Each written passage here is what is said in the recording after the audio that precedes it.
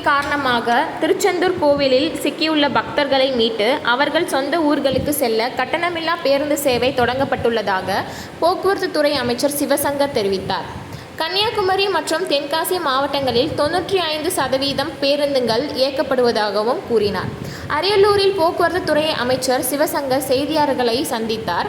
அப்போது தூத்துக்குடி, திருநெல்வேலி, கன்னியாகுமரி, தென்காசியில் பெய்த அதிக கனமழையால் பாதிக்கப்பட்ட பகுதிகளில் போக்குவரத்து கழகம் பேருந்துகளை இயக்கி வருகிறது.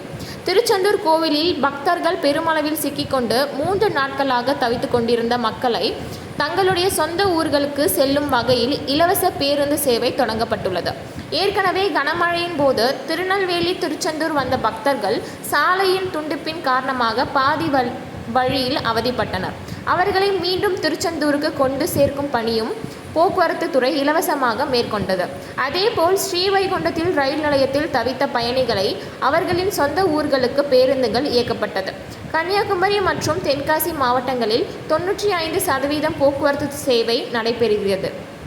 தூத்துக்குடி மற்றும் திருநெல்வேலி மாவட்டங்களில் வெள்ள நீர் வடியாத காரணத்தினால் போக்குவரத்து சேவை சில பகுதிகளில் வழங்க முடியாத நிலை உள்ளது. மேலும் அங்கு வெள்ள நீர் வடிந்தவுடன் பேருந்துகளை இயக்க போக்குவரத்து அதிகாரிகள் ஆய்வு செய்து வருகின்றனர்.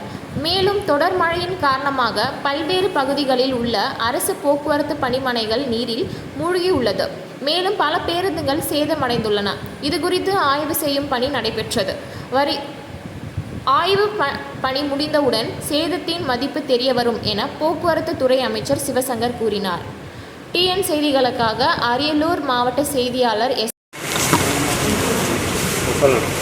தென் மாவட்டங்களில் பெய்த அதிக கனமழை காரணமாக இன்னும் வெள்ள நீர் வடியாமல் இருக்கின்ற சூழலில் திருச்செந்தூர் கோவிலிலே ஆயிரக்கணக்கான பக்தர்கள் காத்திருக்கிறார்கள் என்ற தகவலை அந்த கோவில் இணை ஆணையர், அரசு போக்குவரத்து கழக திருநெல்வேலி மேலாண் இயக்குநரிடத்தில் தெரிவித்தார்.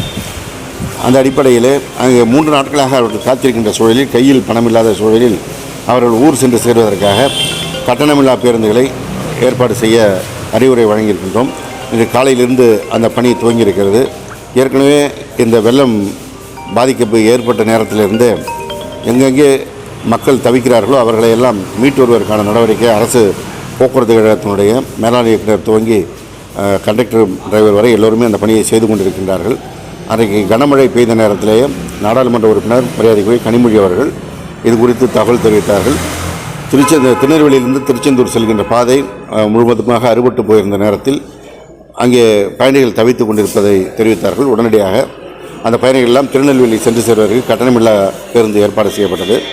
அதேபோல் ஸ்ரீவைகுண்டம் ரயில் நிலையத்திலே 3 நாட்களாக ரயில் நிலைய இந்த வெள்ள நீரால் பாதிக்கப்பட்டு காத்திருந்த பயணிகள் மீட்கப்பட்டவுடன் அவர்கள் ஊர் சென்று சேருவதற்கும் அரசு போக்குவரத்து கழகம் தங்களுடைய பேருந்துகளை ஏற்பாடு செய்தார்கள். இன்றைக்கும் அந்த பணி நடைபெற்று கொண்டிருக்கிறது. தென்காசி மாவட்டத்திலும் கன்னியாகுமரி மாவட்டத்திலும் முற்றுமாக வெள்ள நீர் வடிந்திருக்கின்ற காரணத்தினால் 95% பேருந்துகள் அங்கே இயக்கப்படுகின்றன. தூத்துக்குடி மற்றும் திருநெல்வேலி மாவட்டத்தில் வெள்ள நீர் வடிய போக்குவரத்து சேவை முழுவதுமாக சரி செய்வதற்கான நடவடிக்கை எடுக்கப்பட்டு வருகிறது. தொடர் மழையால் போக்குவரத்து இழப்பு ஏற்பட்டது, கண்டிப்பாக இழப்பு ஏற்பட்டிருக்கிறது.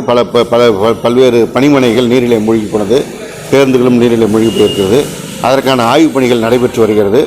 அது முழுமையாக முடிவு பெற்ற பிறகு அந்த சேத விவரங்கள் தெரிய வரும். ஆனாலும் மக்கள் பாதிக்கப்படக்கூடாது, அவர்களுக்கான நடவடிக்கை எடுக்க வேண்டும் என்று மாண்புமிகு தமிழ்நாடு முதலமைச்சர் அவர்கள் உத்தரவிட்டிருக்கின்ற காரணத்தினால் போக்குவரத்து சேவை என்பது தொடர்ந்து இயக்கப்பட்டு வருகிறது.